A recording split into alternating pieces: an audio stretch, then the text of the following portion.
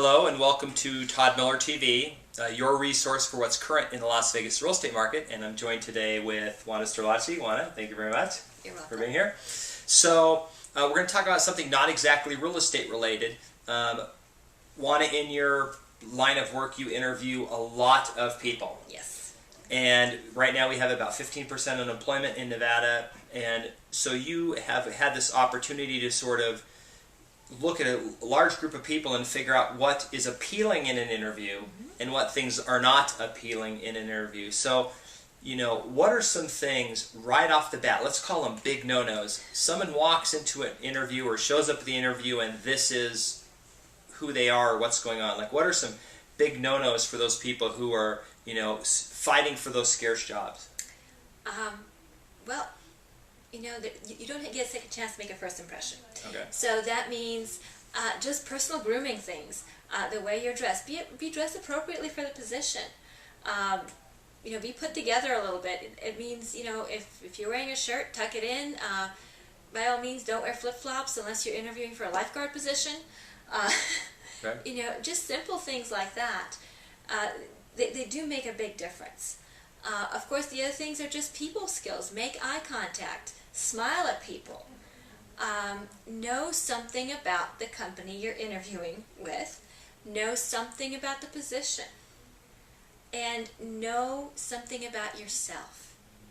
That's one of the biggest things when I interview people is I ask them what their goals are. And you would be surprised how many of them don't have goals. I asked them, where do you see yourself a year from now? Where do you see yourself 3 years from now? And they say, we're working for you. Exactly. Okay.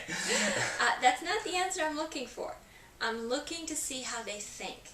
Most of the interview questions are questions to get to know them, but more than that, to get to know how they think and who they are as people.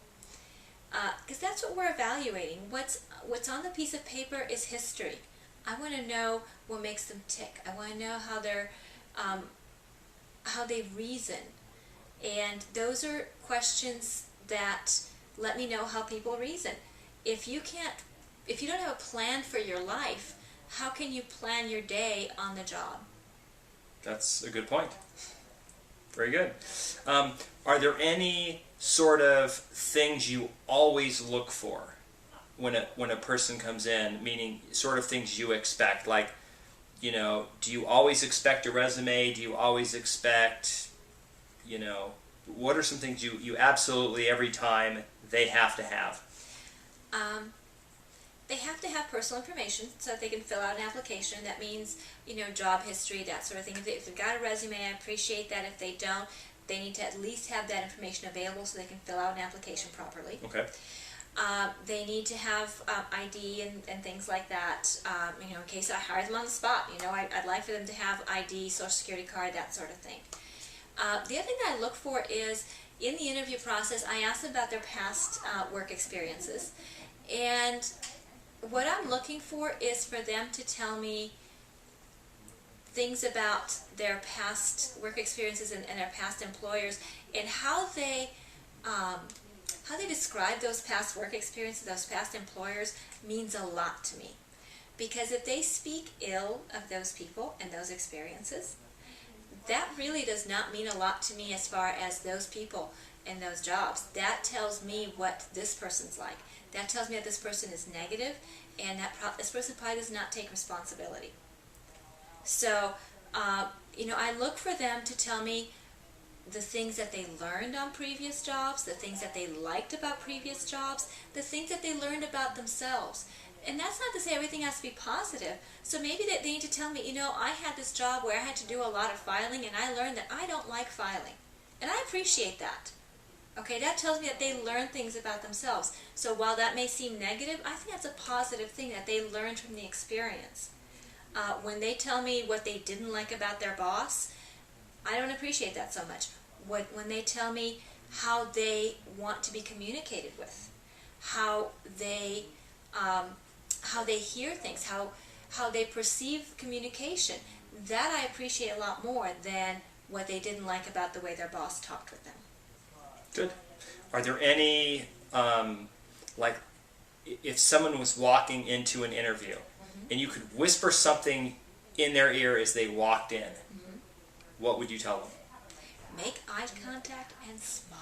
So just personality. Just be happy, make eye contact, and smile. Absolutely. Pretty straightforward. It goes a long way. The way that I make eye contact with people when I interview them and I smile at them, and the idea is to put them at ease so we can have a conversation, because we're strangers and we're talking about very intimate things. We're talking about their livelihood and their past experiences. Those are intimate things. So I try to put them at ease. It's their job to do the same thing for me, to make me comfortable around them. Perfect. And most people interviewing haven't had sales skills, so they don't know how to build and establish rapport and do those things. That's just a very simple thing that they should have in their toolkit. Absolutely. Especially if they're going to work a customer service type job, or a job where they're going to be interfacing with people. You want to know when they show up how they're going to be with other people. Absolutely. Even if they're not dealing with the public, they will have coworkers. Right. And it's very important that we know how this person will fit in with the rest of our work family. Good. Well, thanks for your insight. I appreciate it very, very much. You're welcome. That is today's episode, and thanks for tuning in.